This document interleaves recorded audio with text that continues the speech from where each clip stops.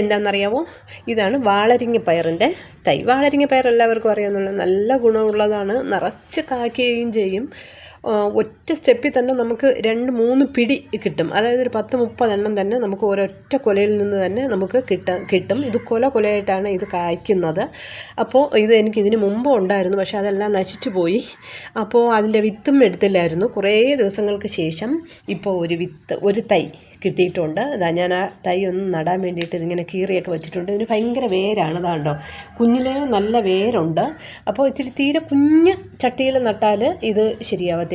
അതുകൊണ്ട് ഇച്ചിരി വലിയ ഒരു കവറിൽ ഞാൻ നടാമെന്ന് വിചാരിച്ചു. ഞാൻ വേറൊന്നുമല്ല, ഈ 5 കിലോയുടെ ആട്ടമാവ് കിട്ടുന്ന കവറില്ലേ, അതൊക്കെ ഞാനിങ്ങനെ കളയാതെ സൂക്ഷിക്കും കേട്ടോ. എന്നിട്ട് അതിൽ നല്ല മണ്ണും ഇച്ചിരി വളവും എല്ലാം കൂടെ നിറച്ചിട്ട്, ചാണകപ്പൊടിയോ വേപ്പിൻ പുണ്ണാക്കോ ഇതൊക്കെ കൂടെ നിറച്ചിട്ടാണ് ഞാൻ ഇങ്ങനെയുള്ള സാധനങ്ങളൊക്കെ നടുന്നത്. ഇത് നല്ല തൈയാണ് കിട്ടിയിട്ടുള്ളത്. പിന്നെ എനിക്ക് നടാനായിട്ട് ഞാനൊരു കുഞ്ഞ് മൺവെട്ടിയും വാങ്ങിച്ച് വെച്ചിട്ടുണ്ട്. ഇത് മീഷോയിൽ നിന്ന് ഓർഡർ ചെയ്ത് കിട്ടിയതാണ്. വെറും 250 രൂപയേ ഉള്ളൂ. ഇതും ഒരു മണ്ണ് മാന്തിയും കൂടെ 298 രൂപയ്ക്ക് എനിക്ക് കിട്ടി. അപ്പോൾ ഇത് നല്ല സൗകര്യമുണ്ട് കേട്ടോ. ഇത് കൃഷി ചെയ്യാനായിട്ട് അല്പം പോലും വെയിറ്റുമില്ല. അപ്പോൾ ഞാൻ ഇത് വെച്ചാണ് എൻ്റെ കൃഷി കൂടുതലും ചെയ്യുന്നത്. ഇങ്ങനെയുള്ള ഒരു മൺവെട്ടി വെച്ചിട്ടാണ്. അപ്പോൾ ഞാൻ ഒരു ചാക്കിൽ മണ്ണൊക്കെ നിറച്ച് വെച്ചിട്ടുണ്ട്. ഞാൻ കാണിച്ചു തരാം. ഇതാ കണ്ടോ, ഗോതമ്പ് മാവിൻ്റെ കവറാണ്. ഞാനിതിൽ മണ്ണ്, ചാണകപ്പൊടി ഇതെല്ലാം നിറച്ച് നേരത്തെ വെച്ചിരുന്നു. എന്നിട്ട് ഇത് കിട്ടുമ്പോൾ ഞാൻ നടാം എന്ന് വിചാരിച്ചു.